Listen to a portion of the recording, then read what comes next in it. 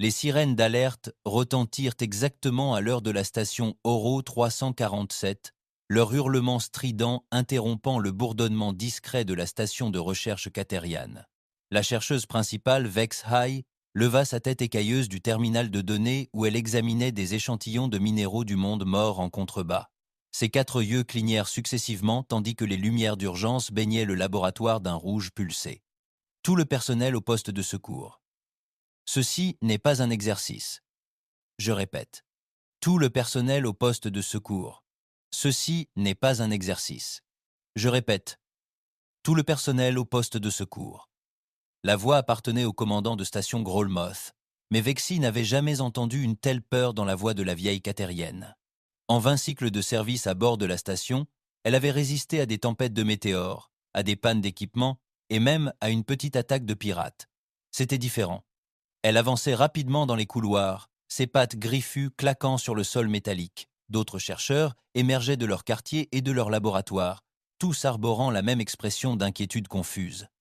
La station abritait 47 êtres de 12 espèces différentes, tous dédiés à l'étude des richesses minérales des mondes disparus de ce secteur reculé. C'étaient des scientifiques, pas des soldats. La salle de briefing principale se remplit rapidement. Le commandant Grelmos se tenait devant, son uniforme habituellement impeccable froissé et le visage pâle sous ses écailles bleues. Derrière lui, l'écran principal affichait une carte stellaire de leur secteur, parsemée de marqueurs d'alerte rouge qui semblaient se multiplier sous leur regard. Il y a 3 heures, nous avons perdu le contact avec la station minière Beta Sept, commença le commandant. Il y a 2 heures, la plateforme de recherche de Kepler's Edge s'est tue. Il y a 1 heure, nous avons reçu cette transmission du navire marchand Lucky Strike. L'écran a clignoté, puis a montré l'intérieur de la passerelle d'un navire. L'image était granuleuse et fragmentée, chargée de parasites. Un capitaine reptilien apparut à l'écran, les yeux écarquillés de terreur. Mayday, Mayday. Ici le capitaine Shendar du Lucky Strike. Nous sommes attaqués par des vaisseaux inconnus. Ils sont sortis de nulle part, comme s'ils étaient apparus du vide. Ces vaisseaux ils sont vivants, d'une manière ou d'une autre, bio-organiques. Ils ne répondent à aucune tentative de communication. Ils dévorent tout. Nos boucliers sont défaillants. Ils perçant la coque comme si elle était en papier. Oh mon Dieu, ils sont à l'intérieur du vaisseau. Je les entends dans les couloirs. L'équipage hurle. Ils ne font pas de prisonniers. Ils dévorent tout. Si quelqu'un reçoit ceci, prévenez les colonies extérieures. Ne les laissez pas se propager. Ne les laissez pas. La transmission se transforma en parasite, puis en silence. Vexy sentit son sang se glacer. Dans la salle, d'autres chercheurs s'agitèrent nerveusement.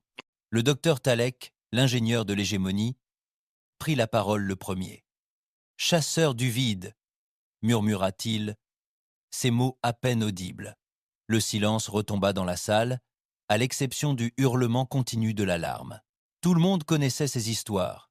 Les chasseurs du vide étaient des créatures cauchemardesques venues des profondeurs obscures entre les étoiles. Ils apparaissaient sans prévenir, dévoraient tout sur leur passage et disparaissaient dans l'obscurité. La plupart des espèces civilisées les considéraient comme des mythes, des histoires racontées pour effrayer les enfants. Dans combien de temps nous atteindront-ils ? Demanda l'officier médical Rinta, la voix mélodieuse et inquiète. Le commandant Grolmoth a vérifié son bloc de données. Les capteurs longue portée montrent que plusieurs biosignatures s'approchent de notre position. La vitesse et la trajectoire actuelle suggèrent qu'ils arriveront dans les 6 heures. Et l'évacuation ? A crié quelqu'un. La flotte du Conseil galactique la plus proche est à 4 semaines de là, à vitesse maximale. Nos propres vaisseaux de transport pourraient atteindre les colonies intérieures en 2 semaines, mais nous n'avons assez de soutien vital que pour 30 êtres pour un long voyage. Le calcul était simple et terrible. 47 chercheurs, 30 points d'évacuation et des forces hostiles arrivant dans 6 heures. Fexai a regardé autour de la pièce. Ses collègues, ses amis. Qui resterait en arrière ? Qui survivrait ? Il existe une autre option, poursuivit le commandant Grelmoth. Nous pouvons mettre en œuvre le protocole d'urgence 7, verrouiller la station, activer tous les systèmes de défense et envoyer une balise de détresse. Les laboratoires centraux disposent d'un système de survie autonome et peuvent alimenter tout le personnel pendant plusieurs semaines. Peut être que des secours arriveront. Le docteur Talek secoua la tête. « Commandant, sauf votre respect, Les défenses de la station sont conçues pour repousser les pirates et les petits pillards. S'il s'agit vraiment de chasseurs du vide, nos armes ne les arrêteront pas. Alors, que suggérez-vous, docteur? Les mandibules de l'ingénieur claquèrent nerveusement. Nous luttons aussi longtemps que possible. Nous donnons un sens à notre dernier combat, et nous espérons un miracle. Les heures suivantes se sont écoulées dans un tourbillon de préparatifs. Le petit effectif de drones de sécurité de la station a été activé et positionné au point d'étranglement clé. Des barrières de sécurité ont été érigées dans les couloirs principaux. Le personnel de recherche, formé aux procédures d'urgence de base, mais non au combat, a fait de son mieux pour préparer des positions défensives. Begzi se retrouva dans le laboratoire principal avec 7 autres chercheurs, observant l'écran tactique tandis que des points rouges approchaient de leur position. Les vaisseaux ennemis ne ressemblaient à rien de ceux qui étaient répertoriés dans la base de données. Ils se déplaçaient de manière organique, évoluant dans l'espace comme des créatures vivantes, plutôt que comme des vaisseaux artificiels. Premier contact dans 30 minutes, annonça le docteur Talek depuis sa console d'ingénierie. Il avait réussi à augmenter la capacité des boucliers de la station à 120%, mais tout le monde savait que ce ne serait pas suffisant. L'attente était le pire. Vexi essayait de se concentrer sur ses données de recherche, mais les chiffres se brouillaient à l'écran. Cette station était son foyer depuis 2 décennies. Ces gens étaient sa famille. L'idée de tout perdre lui serrait la poitrine de panique. Contact. Appela l'opérateur du capteur. Panique. Contact. Appela l'opérateur du capteur. Plusieurs biovaisseaux s'éteignant à une vitesse supérieure à la lumière. Voyage. Distance de 200 000 km et en approche. Sur l'écran principal, les vaisseaux ennemis apparaissaient comme des cauchemars devenus réalité.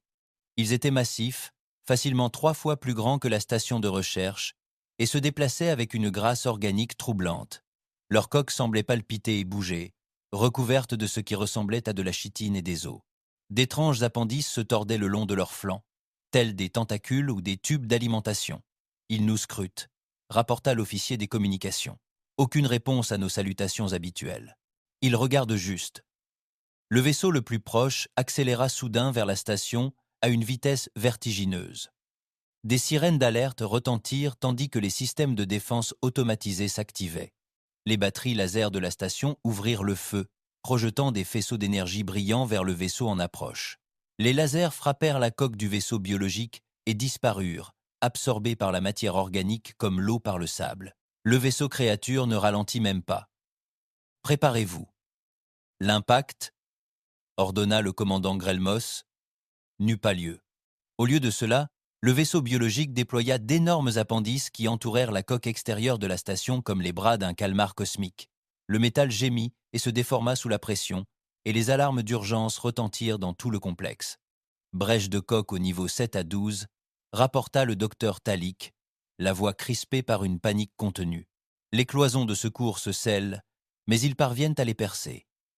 À l'aide d'une sorte d'acide, d'autres biovaisseaux arrivèrent et se fixèrent à différentes sections de la station. Grâce aux caméras extérieures, Vexi put voir de plus petites créatures émerger des plus gros vaisseaux. Ils se déplaçaient comme des insectes, tout en carapaces chitineuses et griffes acérées comme des rasoirs. Mais ils avaient la taille d'êtres adultes et se déplaçaient avec une intelligence redoutable. Tout le personnel aux laboratoires centraux ordonna le commandant. Appliquer le protocole de confinement, barrière d'urgence à puissance maximale. Vexi courut dans les couloirs remplis du bruit du métal grinçant et du sifflement de l'acide. Derrière elle, elle entendit le bruit caractéristique des griffes sur le métal qui se rapprochait. Les chasseurs du vide avaient trouvé leur chemin à l'intérieur. Le laboratoire central. Le complexe était la partie la plus sécurisée de la station, construit au cœur de la station et entouré de multiples couches de barrières renforcées. 47 chercheurs s'entassaient dans des espaces prévus pour 20, mais personne ne se plaignait. De l'autre côté des portes scellées, ils entendaient les bruits de la destruction systématique de la station. Le docteur Talek travaillait frénétiquement aux commandes techniques, essayant d'augmenter la puissance de leur défense. L'officier médical Rinta organisait les provisions et examinait l'état des blessés. 3 chercheurs avaient été blessés dans la course pour se mettre en sécurité. « Combien de temps pourrons-nous tenir ?» demanda quelqu'un. Le commandant Grelmoth vérifia les relevés d'alimentation. Assistance vitale complète pendant 2 semaines. Assistance vitale de base pendant 4 semaines. Les barrières tiendront tant que nous aurons de l'électricité. Le bruit des coupures se rapprocha. À travers les murs renforcés, ils entendirent les chasseurs du vide s'enfoncer dans la station. Les créatures semblaient savoir exactement où se cachaient les survivants, se déplaçant avec détermination plutôt que de chercher au hasard. « Ils sont intelligents », murmura le docteur Talik, « plus intelligents que ne le laissent entendre les histoires. Ce ne sont pas de simples animaux. Ils utilisent des outils pour coordonner leurs attaques. » Un nouveau son se joignit à la coupure. Un martèlement rythmique sur les barrières extérieures.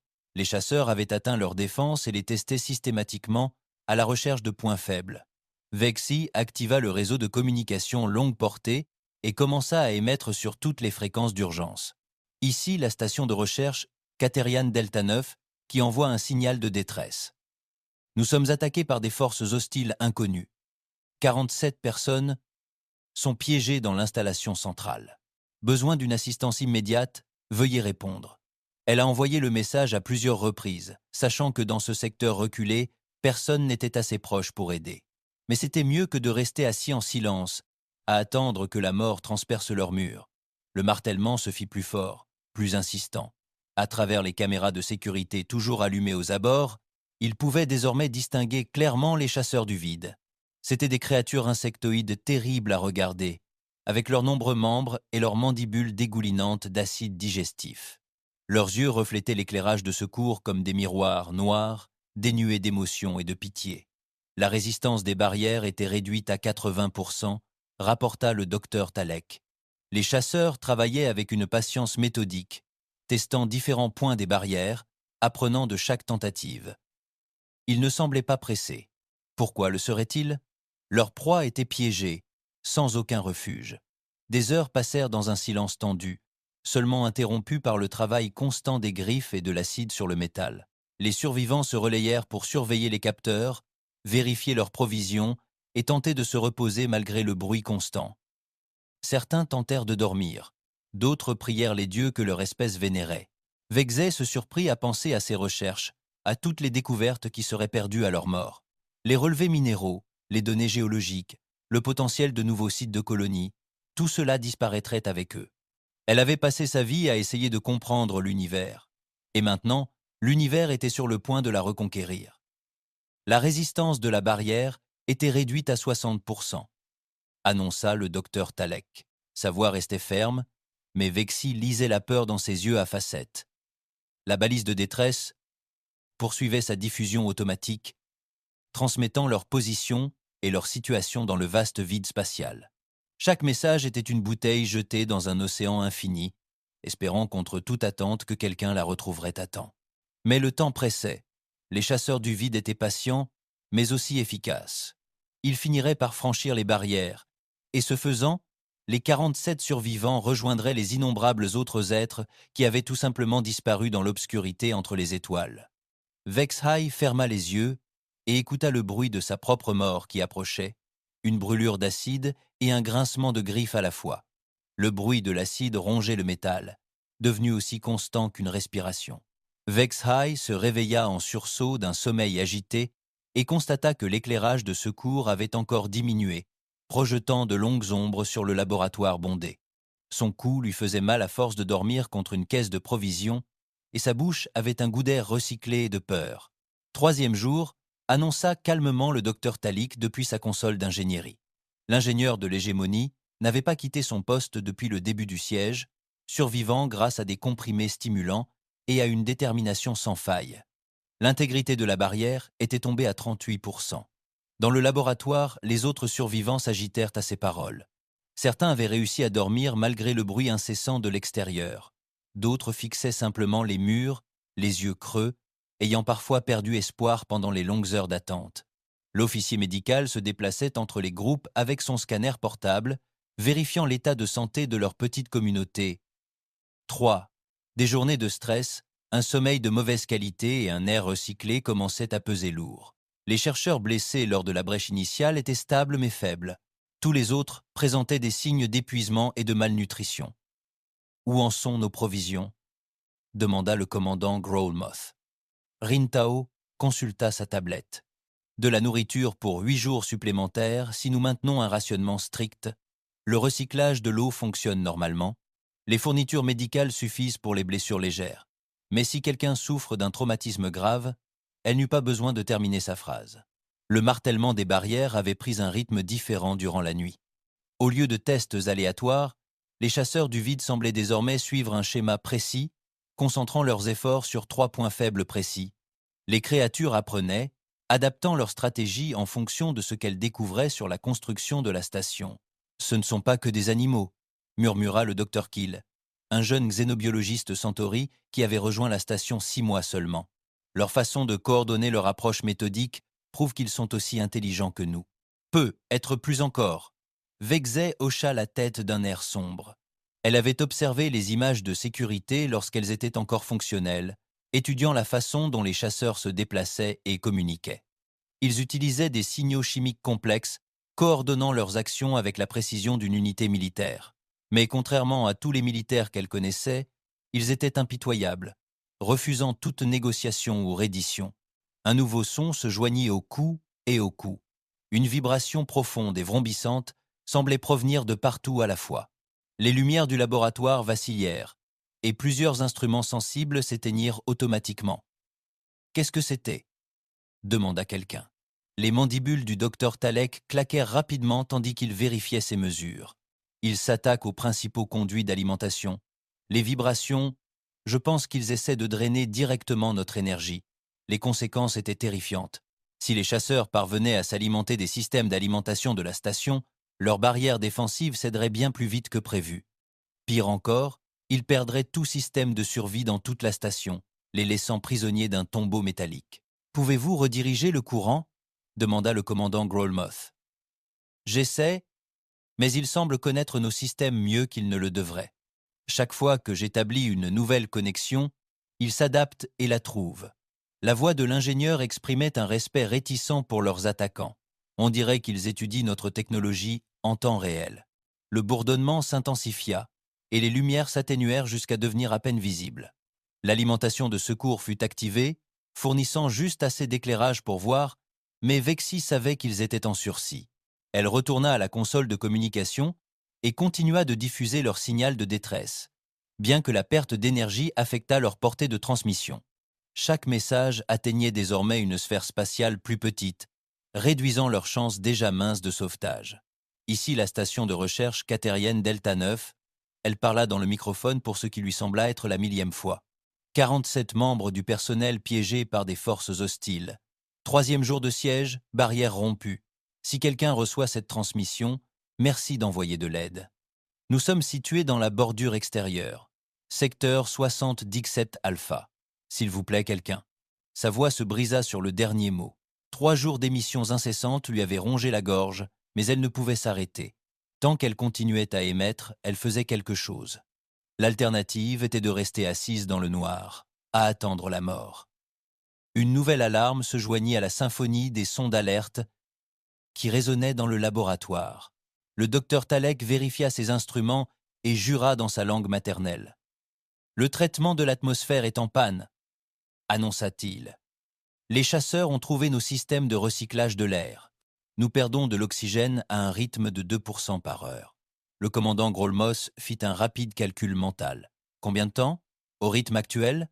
18 heures avant que l'air ne devienne irrespirable. Moins s'ils accéléraient leur sabotage. La nouvelle frappa les survivants comme un coup de massue. Plusieurs des jeunes chercheurs se mirent à pleurer en silence.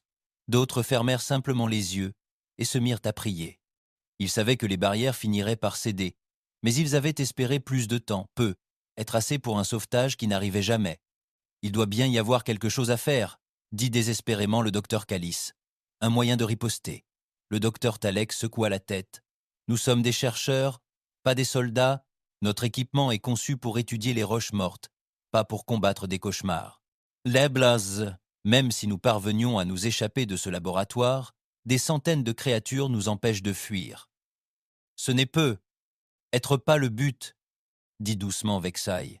Les autres la regardèrent, et elle poursuivit. Le but n'est peu, être pas de s'échapper. Peu, être est-ce de s'assurer que quelqu'un sache ce qui s'est passé ici, de laisser une trace. Elle désigna les banques de données qui bordaient les murs du laboratoire. Ces systèmes contiennent 20 années de recherche, relevés minéraux, cartographie stellaire, études xénobiologiques. Si nous parvenons à préserver ces informations, peut être que notre mort aura un sens. Le commandant Growlmoth hocha lentement la tête. Elle a raison. Nous ne pouvons pas nous sauver nous-mêmes. Mais nous pourrions être sauver notre travail. Le docteur Talik se remit à travailler à sa console avec une détermination renouvelée. Je peux créer un ensemble de données compressées contenant nos recherches les plus importantes. Si je parviens à renforcer encore le réseau de communication, nous pourrions transmettre l'information aux stations relais spatiales.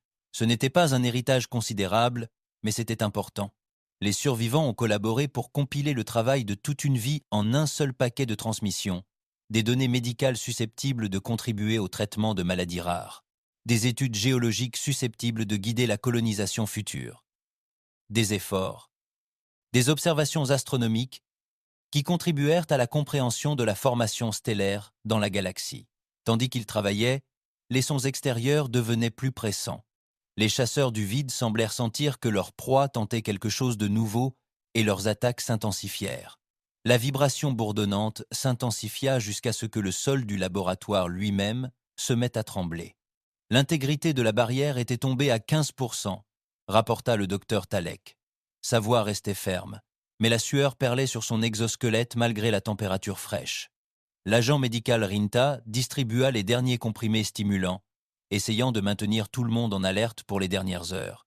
Le rationnement alimentaire était devenu théorique. Il ne vivrait pas assez longtemps pour mourir de faim. Le jeune docteur Kell était assis à côté de Vex High à la console de communication, aidant à organiser la transmission des données. « Pensez-vous que quelqu'un se souviendra de nous » demanda-t-elle doucement. Vex High observa ses collègues, ses amis, des êtres venus d'une douzaine de mondes différents, unis par la curiosité et le désir de comprendre l'univers. Ils étaient venus dans cette station isolée en quête de savoir et maintenant, ils seraient prêts à mourir pour cela. « Je crois, dit-elle prudemment, que nous menions une belle vie. Nous passions notre temps à apprendre, à découvrir, à créer. Cela doit bien compter. » Le paquet de données était presque complet lorsque l'alimentation électrique principale tomba en panne. Le laboratoire fut plongé dans l'obscurité, à l'exception de la faible lueur des lampes chimiques de secours. Le bourdonnement constant des systèmes de survie s'est tu, ne laissant que le bruit de leur propre respiration et du travail acharné des créatures à l'extérieur. Alimentation de secours uniquement, annonça inutilement le docteur Talek. Plus que 6 heures. Dans la pénombre, les survivants se rassemblèrent. Les barrières interespèces semblaient désormais dénuées de sens. Les Catériens étaient assis aux côtés des ingénieurs de l'hégémonie. Les chercheurs Centauri s'appuyaient contre les médecins du Verseau. Ils n'étaient plus les représentants de mondes différents. Ils étaient simplement des êtres affrontant ensemble la faim. Les Vexi parvinrent à achever la transmission des données en utilisant ce qui leur restait de puissance de communication. Le paquet fut lancé dans l'espace tel un message, dans une bouteille, transportant 20 années de découvertes scientifiques vers les systèmes internes. Que quiconque le reçoive ou en comprenne l'importance était hors de leur contrôle. Les sons tranchants se rapprochaient, se concentraient. À travers les barrières qui s'affaiblissaient, ils entendaient des voix de chasseurs, des cliquetis, des grésillements qui pouvaient être des communications ou des anticipations. Rupture imminente des barrières, annonça le docteur Talek. Peut être dans 30 minutes. Certains survivants ont commencé à enregistrer leurs derniers messages pour les familles qu'ils ne reverraient plus jamais. D'autres sont restés assis, contemplatifs, en silence. Le commandant Grelmoth s'est déplacé parmi le groupe, prononçant discrètement des mots de réconfort et de remerciement pour leur service. Vexi se surprit à penser à l'immensité de l'espace qui entourait leur petite station. Des années-lumière de vide dans toutes les directions, emplies de merveilles qu'ils ne verraient jamais et de questions auxquelles ils n'auraient jamais de réponse. L'univers était si vaste et eux si petits, mais ils avaient essayé. Pendant 20 ans, ils avaient lutté contre l'ignorance et le mystère. Ils avaient transformé l'inconnu en connu, le chaos en compréhension. Finalement, cela suffisait peu, être. La dernière barrière commença à céder avec un bruit de métal déchiré. À travers la petite ouverture, ils distinguèrent un mouvement dans l'obscurité. Des formes reflétant l'éclairage de secours comme de l'huile sur l'eau. Les chasseurs du vide les avaient presque atteints. Bientôt, leur longue attente prendrait fin. La dernière barrière résista exactement 10 à 7 minutes supplémentaires. Vexi observait le chronomètre lorsque le métal renforcé céda enfin dans un grincement strident qui résonna dans le laboratoire. Des lampes chimiques de secours projetèrent des ombres inquiétantes, tandis que la brèche s'élargissait, révélant les ténèbres au-delà. Pendant un instant, seul le silence régna. Puis vint le vacarme. Cela commença par un murmure, comme des insectes dans les hautes herbes, mais se transforma rapidement en un concert de cliquetis et de grincements qui semblaient provenir de partout à la fois. Les chasseurs du vide communiquaient, coordonnant leur assaut final. Les 47 survivants se pressèrent contre le mur du fond du laboratoire, certains serrant des armes improvisées, des outils en métal, du matériel cassé, tout ce qui pouvait servir d'ultime moyen de défense. Le docteur Talik avait réussi à bricoler un découpeur plasma pour en faire une arme rudimentaire, même si tout le monde savait que cela ne changerait pas grand-chose. « Souvenez-vous, dit doucement le commandant Grolmoth, nous vivons en explorateurs et en chercheurs. Nous affrontons cette situation en tant qu'explorateurs et chercheurs. Le premier chasseur apparut dans la brèche tel un cauchemar devenu réalité. Dans la pénombre, son exosquelette chitineux brillait d'un éclat huileux, et ses multiples yeux reflétaient l'éclairage de secours comme des miroirs noirs. Il se déplaçait avec une grâce troublante, chacun de ses 6 membres trouvant prise sur le métal tordu, avec une efficacité précise. D'autres chasseurs suivirent. S'écoulant à travers l'espace comme une mort liquide, ils ne se précipitèrent pas et n'attaquèrent pas immédiatement. Au lieu de cela, ils se dispersèrent dans le laboratoire, étudiant leur proie avec la patience de créatures qui ont tout leur temps. Le docteur Calice gémit à côté de Vexailles, et la chercheuse principale se surprit à tendre la main pour la prendre. Le geste semblait futile, mais pourtant important. Si c'était leurs derniers instants, ils les affronteraient ensemble. Le plus grand chasseur, facilement 2 fois plus grand que les autres, s'approcha des survivants blottis. Ses mandibules fonctionnaient sans cesse, produisant un bruit semblable à celui du grincement du verre.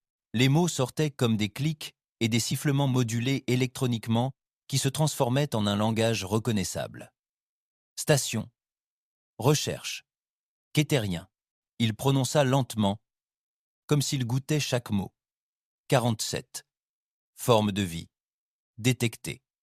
Le fait qu'ils puissent parler leur langue était plus terrifiant que s'il était resté silencieux. Ce n'était pas une bête stupide. C'était un prédateur intelligent qui avait appris leurs paroles, leurs manières, leurs peurs. « Nous nous rendons », dit le commandant Grelmoth en s'avançant malgré l'évidente futilité du geste. « Prenez ce que vous voulez de la station. Mais, s'il vous plaît, laissez mon peuple en vie. » Ah. La tête du chasseur s'inclina à un angle impossible, observant le commandant avec une curiosité étrange. Abandon. Inutile. Consommation. Inévitable. Tu. Deviendras. Ce mot envoya de la glace dans les veines de Vexailles, et non la mort. Quelque chose de pire. Elle avait entendu des rumeurs sur ce que les chasseurs du néant faisaient à leurs victimes, des histoires que les êtres civilisés refusaient de croire. L'un des plus petits chasseurs se dirigea vers les terminaux de données alignés le long des murs du laboratoire. Ses griffes s'interfaçaient directement avec les systèmes et les écrans s'allumèrent tandis qu'il accédait à leurs fichiers de recherche. Les yeux de la créature clignotèrent rapidement tandis qu'elle absorbait 20 années de données scientifiques en quelques secondes. Des connaissances utiles.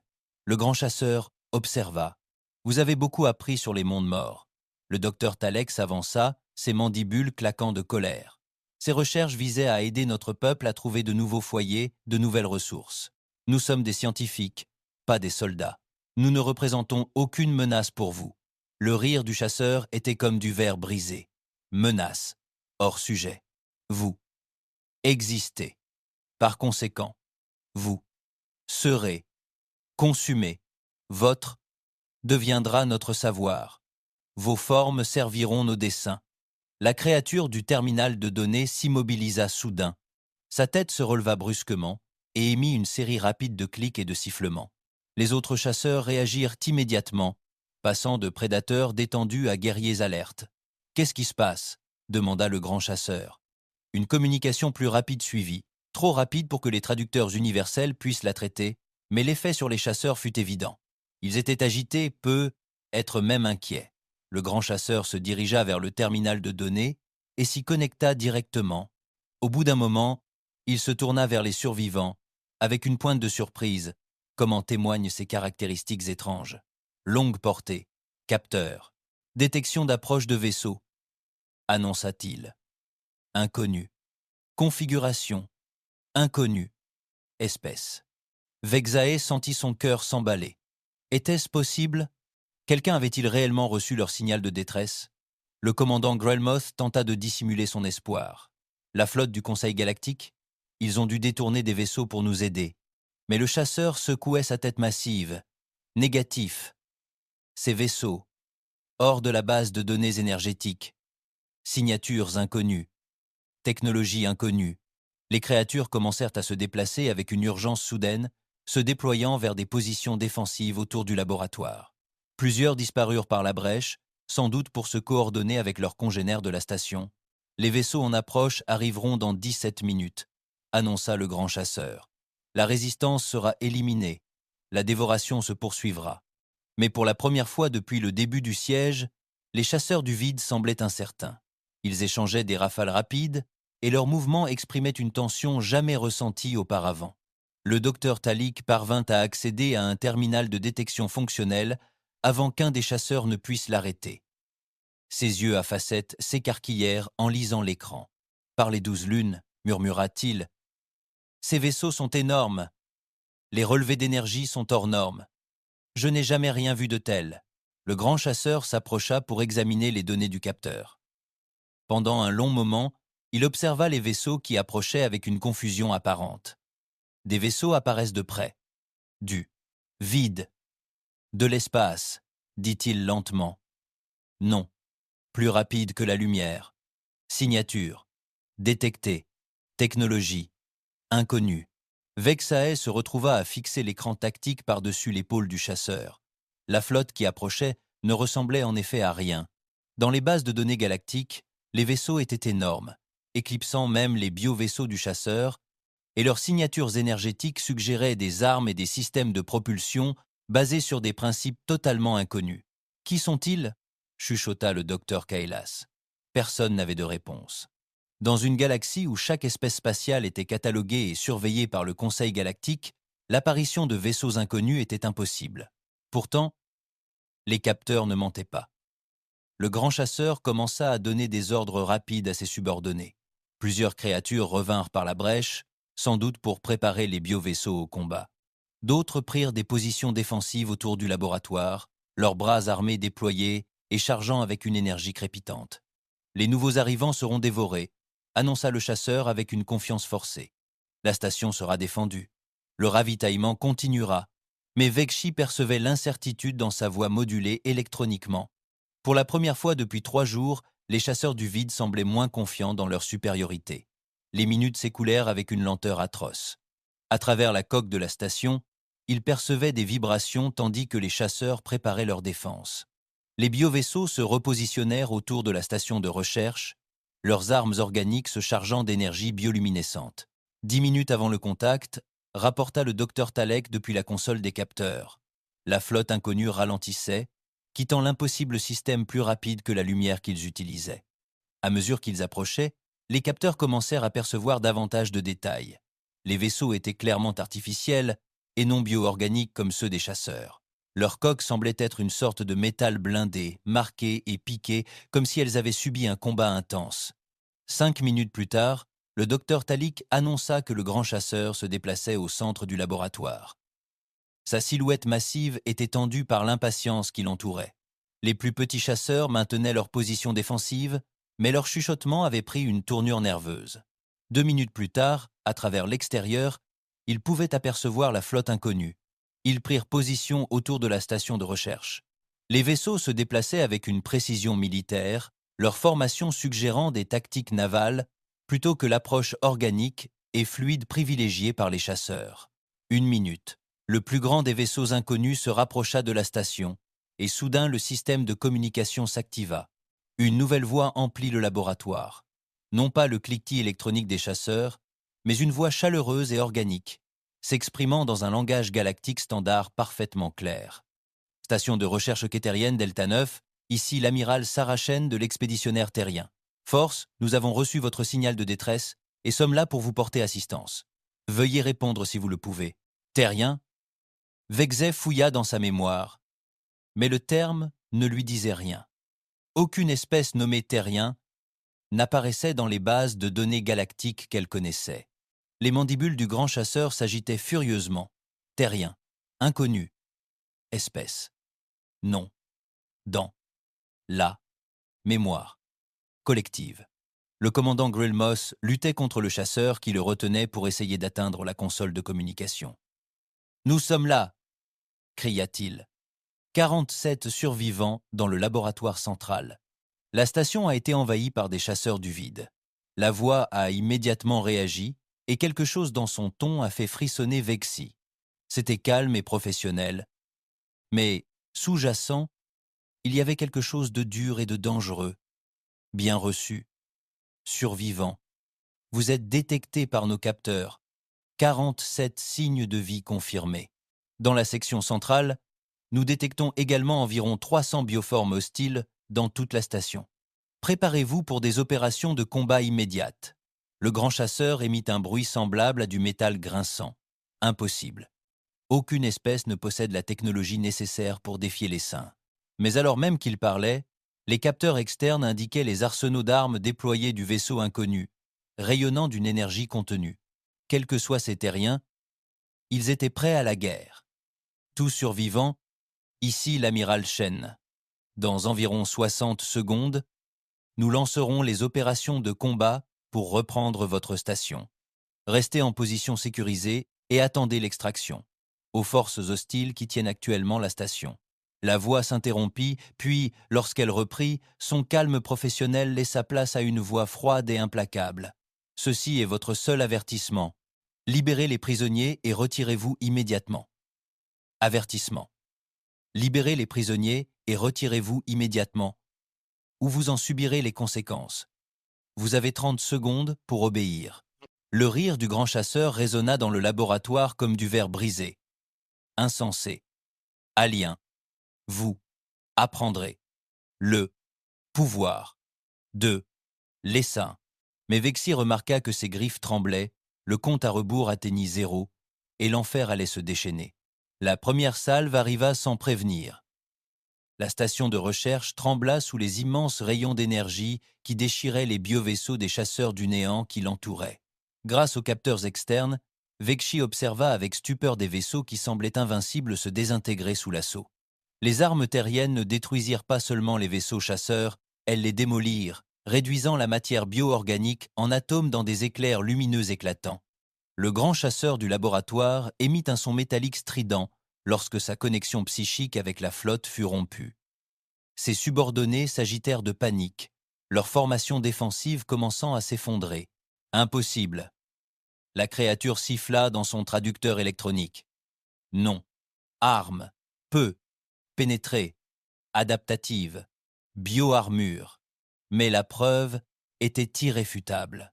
En moins de 30 secondes, la flotte terrienne avait éliminé la moitié des vaisseaux chasseurs avec une précision qui témoignait de systèmes de ciblage avancés et d'une puissance de feu écrasante. Les biovaisseaux restants tentèrent de se disperser, mais se retrouvèrent encerclés par la flotte inconnue. Amiral Shen, à toutes les forces hostiles, annonça une voix calme sur le système de communication. Vous n'avez pas respecté notre ultimatum de retrait. Nous engageons maintenant le combat. Amiral Chen, à toutes les forces hostiles, annonça une voix calme sur le système de communication. Vous n'avez pas respecté notre ultimatum de retrait. Nous mettons actuellement en œuvre le protocole de combat 7. Toute résistance est vaine. Grâce aux capteurs, ils pouvaient voir de plus petits vaisseaux décoller des vaisseaux terriens. D'élégants chasseurs se déplaçant avec une rapidité et une agilité incroyables. Les biovaisseaux des chasseurs se tournèrent pour les attaquer, mais les plus petits naviguaient entre les tirs d'armes organiques, comme s'ils savaient où chaque tir allait tomber avant même qu'il ne soit tiré. Le docteur Talek fixait l'écran tactique, les mandibules grandes ouvertes. Leur temps de réaction, impossible. Aucun cerveau organique ne peut traiter l'information aussi rapidement. Les chasseurs lancèrent leurs attaques et les résultats furent dévastateurs. Au lieu des armes énergétiques utilisées par la plupart des civilisations galactiques, Les chasseurs terriens de l'époque utilisaient des projectiles cinétiques qui frappaient avec une force incroyable. Les obus solides transpercèrent l'armure biologique qui avait résisté aux tirs laser, créant des blessures massives que les vaisseaux organiques ne purent guérir assez vite pour survivre. « Armes cinétiques », murmura le commandant Grelmoth. « Ils utilisent des armes cinétiques contre les vaisseaux biologiques, brillants. » Le grand chasseur se tourna vers lui, la fureur dans ses yeux extraterrestres. « Vous connaissez ces créatures » ? « Non, répondit honnêtement le commandant. Je n'avais jamais entendu parler des terriens, mais qui qu'ils soient, ils comprennent la guerre mieux que n'importe quelle autre espèce. Je sais. La bataille à l'extérieur tournait rapidement au massacre. La flotte terrienne se déplaçait avec une précision coordonnée, leurs vaisseaux fonctionnant ensemble comme les doigts d'une seule main. Ils ne se contentèrent pas d'attaquer. Ils rassemblèrent les vaisseaux chasseurs dans des zones de destruction où un tir concentré pouvait les éliminer efficacement. Mais le véritable choc survint lorsque le plus grand vaisseau terrien se rapprocha de la station de recherche. Vexey aperçut des silhouettes blindées rassemblées dans ce qui semblait être des baies de lancement, des soldats se préparant à l'abordage.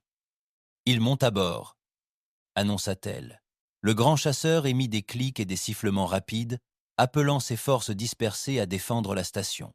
Mais nombre de ses subordonnés avaient été tués lors du premier bombardement et les survivants peinaient à maintenir leur position défensive dans l'ensemble du complexe. « Les équipes d'assaut des marines sont lancées », annonça la voix de l'amiral Shen. « Tous les survivants doivent rester en position de sécurité. Nos hommes viennent vous chercher. » Les créatures de la station se mirent à bouger avec une urgence désespérée. Le grand chasseur attrapa le docteur Talik et lui agrippa la gorge avec une de ses griffes acérées. « Dites à vos sauveurs, siffla-t-il, que nous tuerons tous les prisonniers avant de nous rendre. » Mais avant que le commandant Grolmos ne puisse répondre, de nouveaux sons résonnèrent dans la station. Le sifflement caractéristique des outils tranchants et les pas mesurés des soldats en armure motorisée. Les marines terriens avaient atteint la coque extérieure et se frayaient un chemin à l'intérieur. Les bruits des combats se rapprochaient à une vitesse fulgurante. Ce n'étaient pas les batailles chaotiques que Vexhai avait vues dans les enregistrements historiques. Les terriens se déplaçaient avec une efficacité méthodique, progressant à travers la station telle une force de la nature. Chaque engagement était bref et décisif, se terminant par les cris stridents caractéristiques des chasseurs agonisants. La section 7 étant dégagée, une nouvelle voix se fit entendre dans le système de communication. En direction de la section 8, la résistance est plus faible que prévu. Système. En passant à la section 8, la résistance est plus faible que prévu. Les griffes du chasseur se resserrèrent autour de la gorge du docteur Talek, dessinant un fin filet de sang vert. Vos marines ne trouveront que des cadavres. Mais sa menace sonnait creux.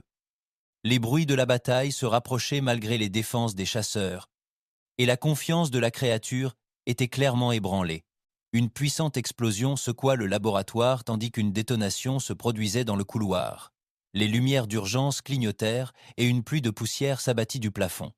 À travers la brèche dans la barrière, ils purent apercevoir des éclairs de tir et entendre le bruit caractéristique des projectiles en action. « Contact front !» cria une voix dans le couloir. Plusieurs ennemis s'affrontèrent. La bataille fut brève mais intense. Les tirs des armes terrain étaient soutenus et précis, tandis que les tirs de riposte des Hunters devenaient de plus en plus sporadiques.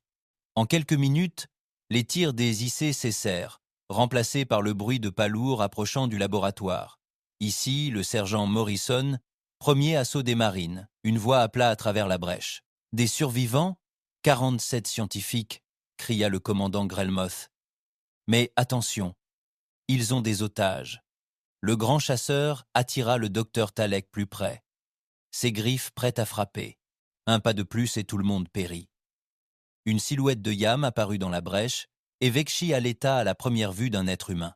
La créature, car c'était ce qu'elle devait être malgré sa forme bipède familière, mesurait près de 2 mètres de haut et était enfermée dans une armure motorisée qui semblait absorber la lumière plutôt que la refléter. L'armure était marquée et criblée de cicatrices par d'innombrables batailles, ornée de symboles qui ne signifiaient rien pour elle, mais qui, d'une certaine manière, véhiculaient menace et autorité. Le visage de l'être était visible à travers une plaque frontale transparente, révélant des traits étrangement similaires à ceux de plusieurs espèces galactiques, mais pourtant radicalement différents. Symétrie bilatérale, yeux dirigés vers l'avant, orifice respiratoire central. mais les proportions étaient quelque peu erronées. Prédatrice, elle se sentait tellement menacée qu'elle se sentait menacée. « Je suis le capitaine James Morrison », dit calmement la silhouette en armure. Son arme, pointée sur le grand chasseur. « Je suis là pour vous ramener chez vous », lui siffla le chasseur. « Dégage. Éloignez-vous. Alien. Où? Regardez. Les.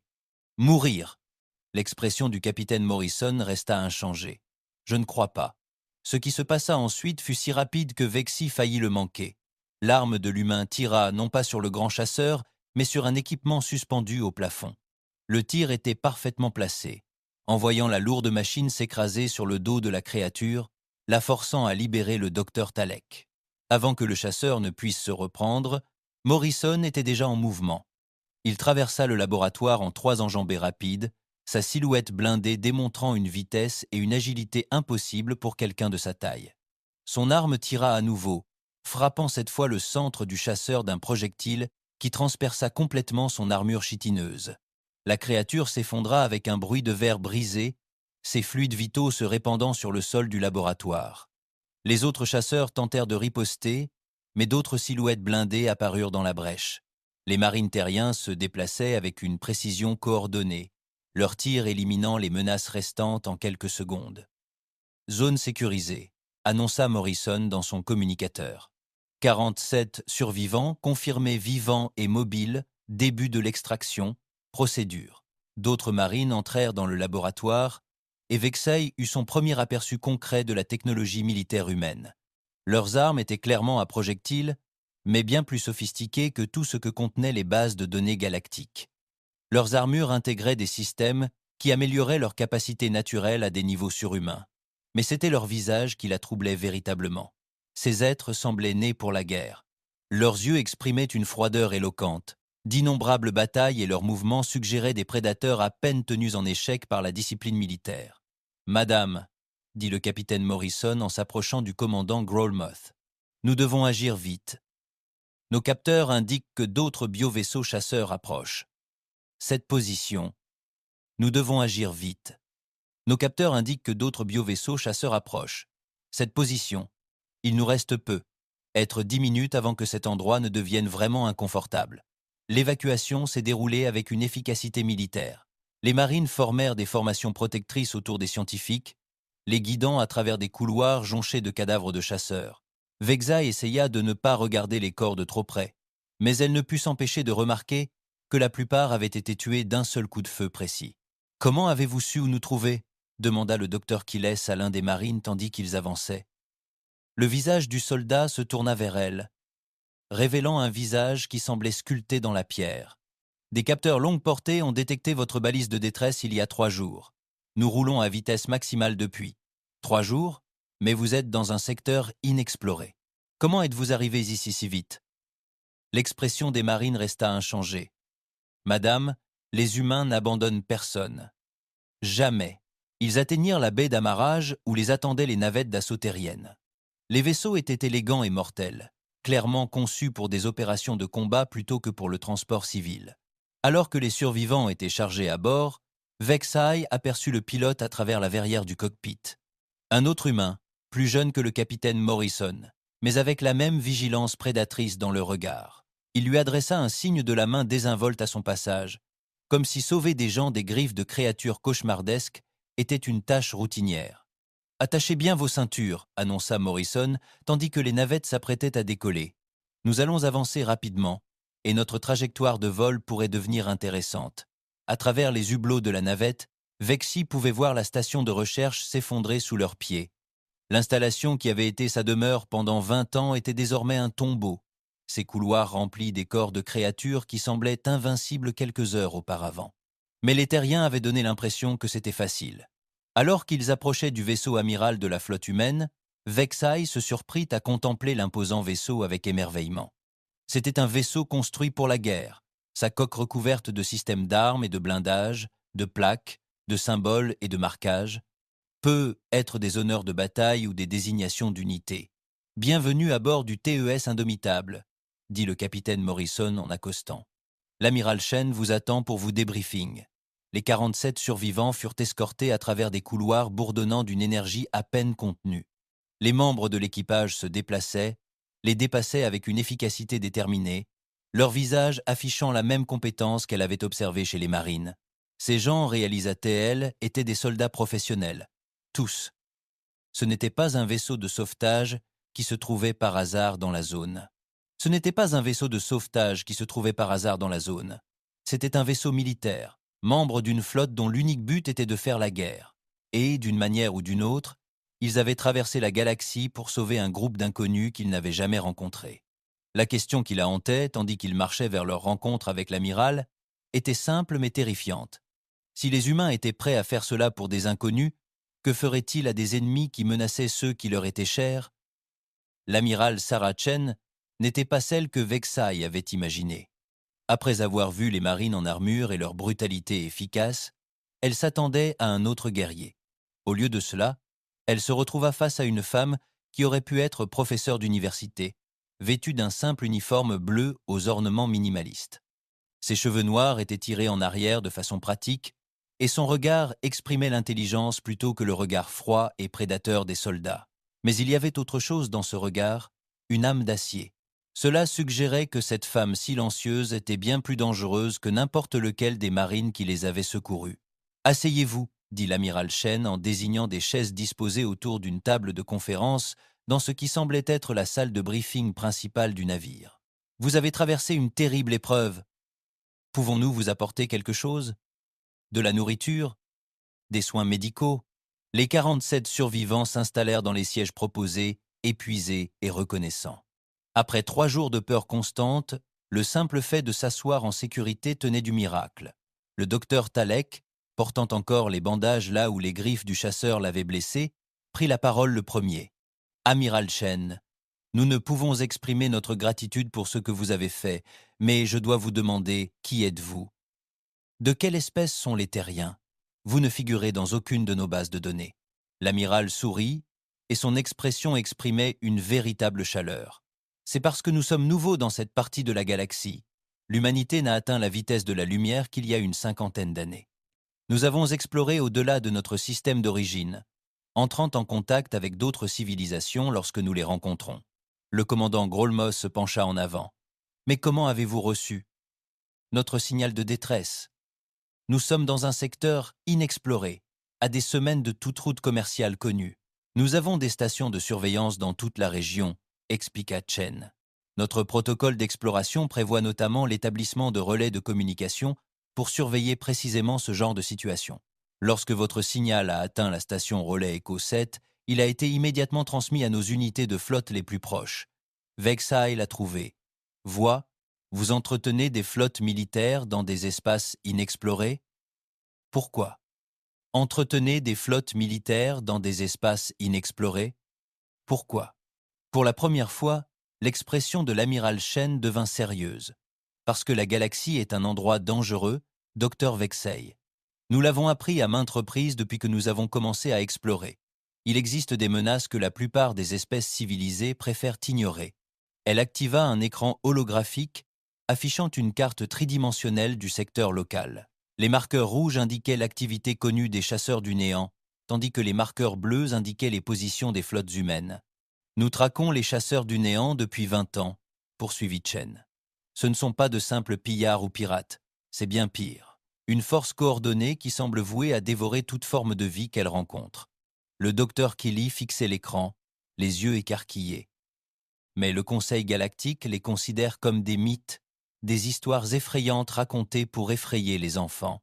Le Conseil galactique déclara l'amiral Chen avec un dédain à peine dissimulé, préfère ignorer les problèmes qui ne peuvent être résolus par la diplomatie et les accords commerciaux. Ils ont perdu des colonies entières à cause des attaques de chasseurs du vide, puis ont classé ces incidents comme des disparitions inexpliquées pour éviter la panique. Elle a manipulé l'affichage, montrant les schémas d'attaque et les itinéraires de migration. Nous estimons qu'ils ont consommé environ 2 millions d'êtres sensibles au cours du siècle dernier. Des stations de recherche entières, des colonies minières et même de petites villes ont tout simplement disparu. Les chiffres étaient stupéfiants. Vexai se sentit nauseuse en contemplant l'ampleur de la prédation des chasseurs. Pourquoi les autres espèces n'ont-elles pas riposté? Parce qu'elles ne le peuvent pas, dit le capitaine Morrison depuis sa position près de la porte, La plupart des civilisations galactiques n'ont pas mené de véritable guerre depuis des siècles. Ils ont oublié comment fabriquer des armes conçues pour tuer plutôt que pour paralyser. Ils comptent sur la diplomatie et la pression économique pour résoudre leurs problèmes. L'amiral Chen hocha la tête. Les humains, malheureusement, se souviennent de la guerre. Nous n'avons jamais pu nous permettre de supposer que tous les problèmes pouvaient être résolus pacifiquement. Elle toucha une autre commande, et l'écran se déplaça pour montrer la flotte humaine qui les avait secourus. Le haut-lieu Vex comptait au moins 50 vaisseaux de différentes tailles, tous clairement de conception militaire. Il s'agit du groupement tactique 7 de la force expéditionnaire Terran, expliqua Shen. Nous effectuons des patrouilles spatiales dans ce secteur depuis 6 mois, traquant les concentrations de chasseurs du néant et perturbant leurs opérations. Vous menez une guerre, dit lentement le commandant Grelmoth. Une guerre contre les chasseurs. C'est vrai, confirma Chen. Quelqu'un doit le faire. Nous avons essayé de rapporter nos conclusions au Conseil galactique, mais ils préfèrent entretenir l'illusion que leurs solutions diplomatiques fonctionnent à tout. Les mandibules du docteur Talek claquèrent pensivement. Les armes utilisées par vos marines. Des projectiles cinétiques au lieu de rayons énergétiques. C'était intentionnel. Le capitaine Morrison s'avança.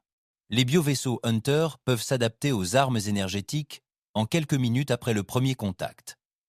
Leur blindage organique apprend à absorber ou à dévier les attaques énergétiques dirigées.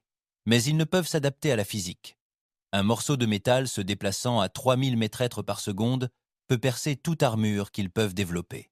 Nous avons également découvert qu'ils ont des difficultés avec certains composés chimiques, a ajouté l'amiral Chen.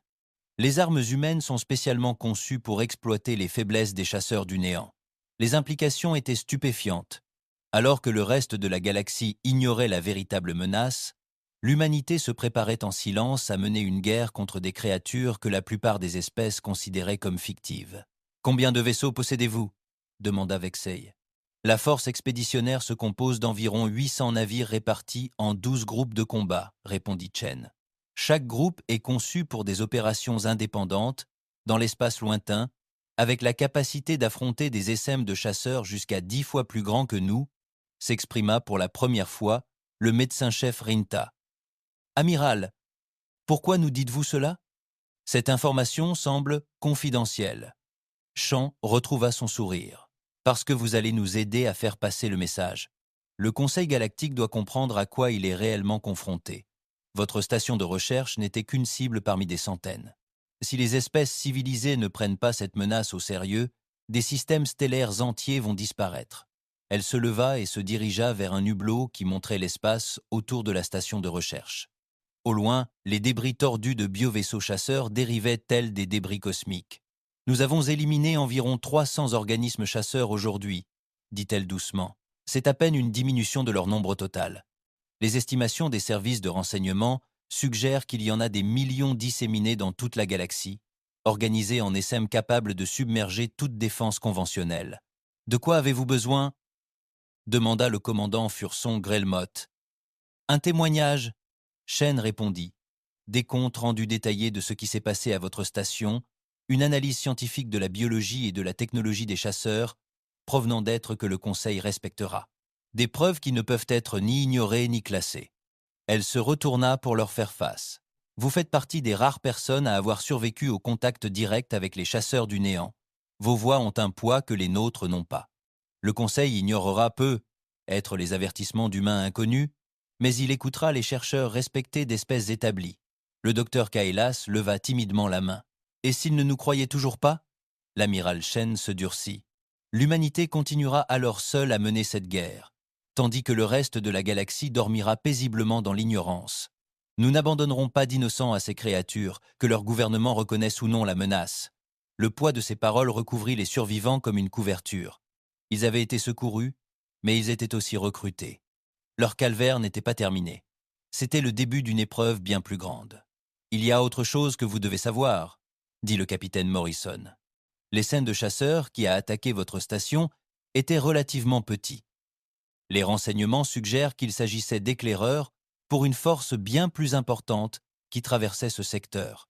De combien, docteur ? Talik demanda, bien que son ton suggérait qu'il redoutait la réponse. Selon des estimations prudentes, l'essaim principal comptait 50 000 organismes. répondit Chen, soit suffisamment pour consumer tout système habité dans un rayon de 100 années-lumière. Le silence qui suivit fut assourdissant. 50 000 chasseurs du vide représentaient une catastrophe inimaginable. Un monde entier ravagé par la vie. Des civilisations réduites à l'état de matière organique, destinées à la consommation extraterrestre. Mais nous avons un plan, poursuivit l'amiral Chen. L'opération phare, une frappe coordonnée contre l'essaim principal utilisant des forces humaines concentrées. Nous pouvons les arrêter, mais seulement si nous savons où ils vont. Elle activa de nouveau l'écran, montrant les mouvements projetés des chasseurs. Vos données de recherche, combinées aux renseignements d'autres sources, pourraient nous aider à prédire leurs cibles. Si nous parvenons à les intercepter dans l'espace lointain, loin des systèmes habités, vous pourrez les détruire, Vexai. Terminé. Nous pouvons essayer, dit simplement Chen, mais nous avons besoin d'aide. Nous avons besoin des ressources et des connaissances de la communauté galactique. Nous devons cesser de prétendre que cette menace n'existe pas. Le commandant Grolmos se leva lentement. Que voulez-vous que nous fassions? Rentrez chez vous, dit l'amiral Chen. Retournez dans vos mondes et gouvernements respectifs. Racontez-leur ce que vous avez vu. Montrez-leur les preuves. Faites-leur comprendre que l'univers n'est pas aussi sûr qu'ils le croient. Elle se dirigea vers une console et commença à saisir des commandes. Nous vous transporterons vers la destination de votre choix.